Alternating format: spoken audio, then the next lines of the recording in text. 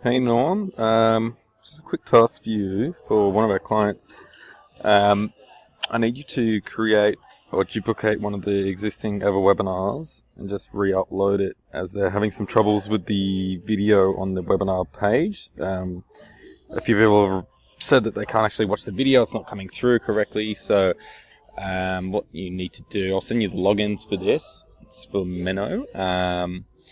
So this one just here, it's the webinar version 4 ready for marketing. So just duplicate that. I've emailed you this video here, so I've just shot that over to you.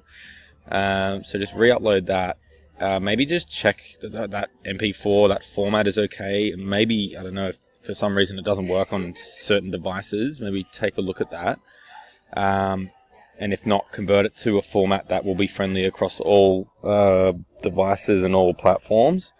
So can you just do that? Once you have that, shoot back the link to me, and just make sure the pixels, everything's ready. So the only thing you'll need to do is to duplicate it and then just re-upload that video if in the correct format, if MP4 isn't right.